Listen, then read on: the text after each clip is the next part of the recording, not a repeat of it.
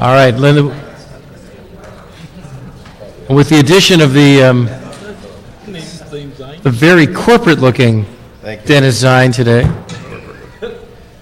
Michael Douglas in Wall Street,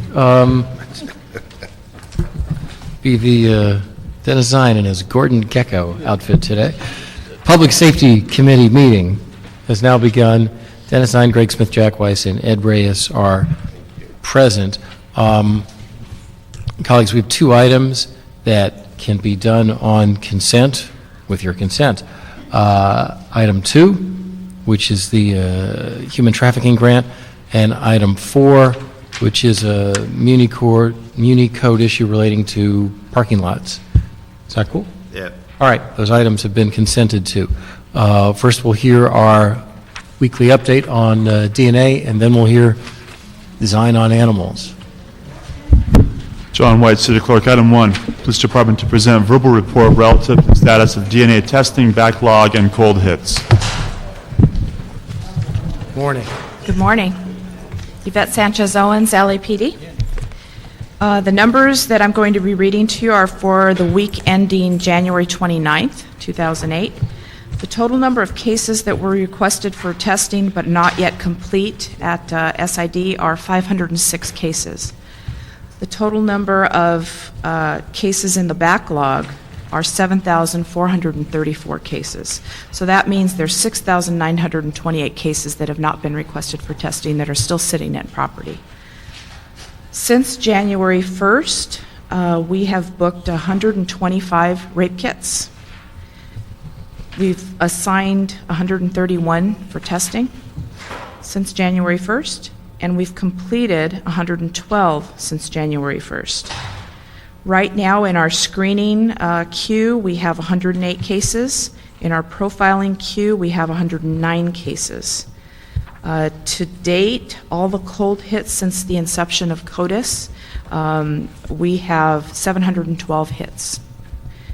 This year, since January 1st, we've had 45 hits, and I want to point that out specifically today because we had a great number of hits in the last week or so. Last week we reported we had 36 hits. This week it's 45, so it's growing, and that's a good thing.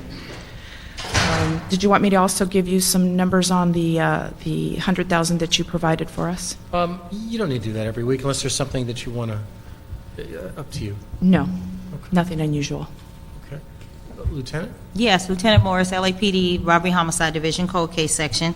And year-to-date, we have had 64 CODIS hits. It's a 19% increase over the same time last year where we had 54 total hits. Homicide hits are 5 for this year versus 3 last year for a 67% increase. Cold Case is handling 20% of those.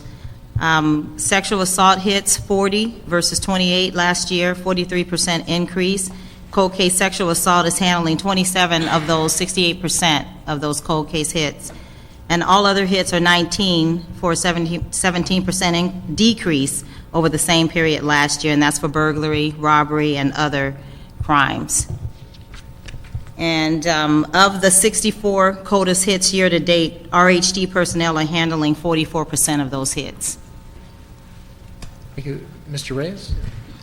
I don't know if that's this before, but I just want to get a feel for the trends. Is there geographically a pattern that can be defined or observed given where the hits are occurring? Or is it really just random?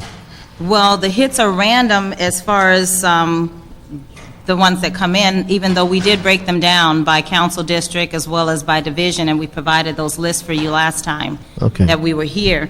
And so I could go or talk about that, or... Are the patterns continuing? Well, there's really no pattern. They're just random. They're just random. This month could be different than last month, and but generally, certain areas are more are higher than others based on the number of crimes that are committed in those areas. So there's no reciprocation in terms of amount of resources in one geographic area over another because of the type of hits that are coming up.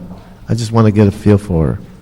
When you say... Like, in other words, if there's more detectives or more resources in one geographic area, does that mean that results in more hits? No. Not at all. I mean, the resources are as they are. If they have 25 detectives at Hollywood Division and they get more hits this month, those 25 detectives will have to be responsible for handling those hits if they are sent out to the division, the number that are sent out. Some of those might be maintained by RHD, some go back out to the division, and so it just depends. But the resources don't increase as the hits increase.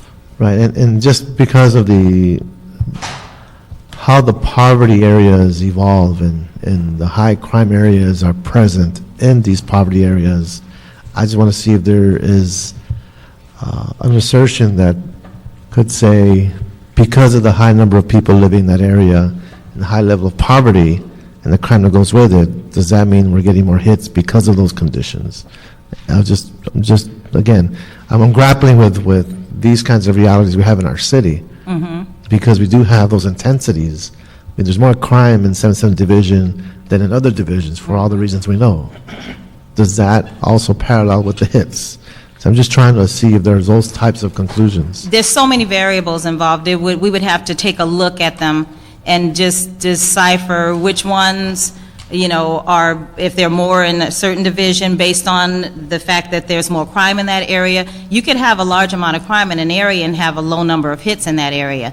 And you could have a low number of hits in another area, but you get a lot of DNA hits from those crimes. So it just depends on a multitude of variables as to whether it'll be, comparable to the crime pattern in those areas, the number of hits. So the way we deploy the staff to do this work, it really is the whole city. It's citywide, correct? It's not concentrated in any one geographic area. It's citywide. It's just citywide, and it depends, again, like I say, on the number of resources available and who, Chance. Right. depending on who goes where. Okay, thank you. Thank you, Mr. Reyes. Any other questions? Anything else you want to provide us in way of an update, Lieutenant, or anyone else at the table? Well, we talked about the Mura case last time. Last week, we had 3 arrests total for a cold case. We had the Mura case, and then we have another case from 2005 from Hollywood Division that that stemmed from some DNA evidence that we made an arrest on last week, as well as the third case, which was in Virginia. The investigators just returned from Virginia from a 1981 case, was it? 1989 case from Hollywood Division that again stemmed from print hits as well as DNA evidence. And so we made 3 arrests in 1 week. What type of case was that? That was a murder involving a sexual assault up in Hollywood Hills. And this person, the suspect, had gone back to Virginia. And this woman who was semi-transient up in the Hollywood Hills was, his DNA was the only DNA that was present, so even though she was pretty much transient, there wasn't multiple DNA detected, and so it's pretty clear that it's probably this suspect. And so the DA, while the investigators were in Virginia, did file the case against him, and now it's just a matter of extradition. Well, congratulations. Yeah, a lot of good work, and again, the investigators are to get credit for that. Well, thank you for that. Thank you very much to all of you for the update. Thank you, Captain Jackson, as well. Thank you.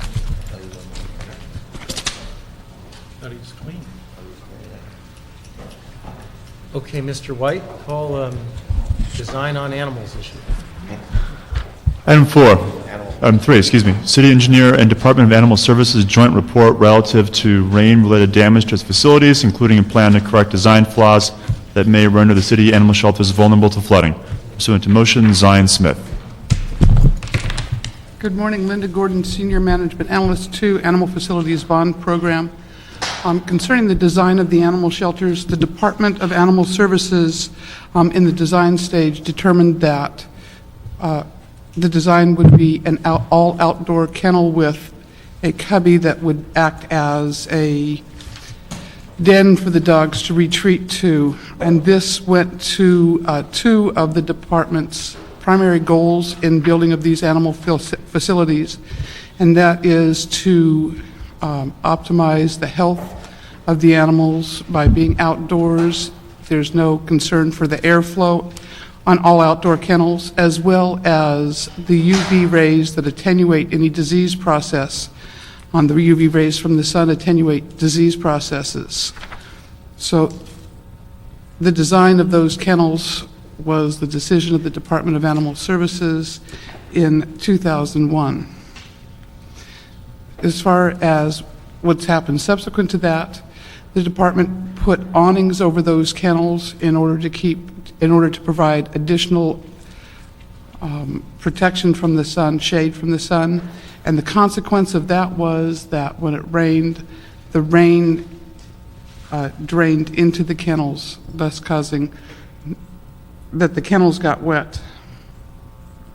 However, at this point in time, we have moved the awnings and added extra protection in the cubby area and the back door, so there is no water intrusion. Mr. Zine? Thank you. This comes to my attention because of citizen reports. My staff and I don't have the time to go out and inspect facilities, so there are a number of citizens who are concerned about the operation of animal services. And somehow they come to my office, we follow up, and then we find the situations. As stated last time, it's the Pasadena model. Are these included in the Pasadena model? It was stated that the model that is used is the Pasadena model. Correct. The concerns we have now, are these part of the Pasadena model, or are they separate? They're separate. The Pasadena facility is not open to the public when it rains, and they don't have back doors. So neither one of those two concerns are a reality in Pasadena. So when it rains in Pasadena, where do they put the animals? They go into the cubby, And the cubby is secure from the water? yes. So why wouldn't it be secure with our design, the original design? It wasn't secure. I'm Kiran Vora, Program Manager for Animal Facilities Bond Program with Bureau of Engineering. At Pasadena Shelter, there are no doors at the cubbies. It's There's just- no what, no what? There are no back doors. No back doors. Yes. In our design, we provided the back doors for staff to have access to the cubby area. And those doors were not watertight. They are being watertight right now. So we modified the Pasadena plan to suit the concerns of the employees of Animal Services. That's right. And that's where the flaw came with the rain. That's right. Okay. The other question is approximately $118,000. How much more money do we have in the bond fund? Because this is going to cost $118,000 to fix. How much left is in the bond fund? 'Cause I know there's another shelter to be built in the 8th District. We have close to $50 million remaining in the bond program. 50 or 15? 50 million. yes.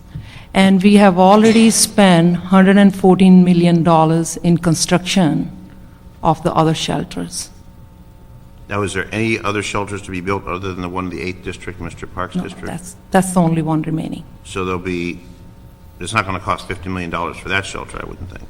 There will be other shelters, existing shelters, that the remaining monies will be spent at. For modification improvement. That's right.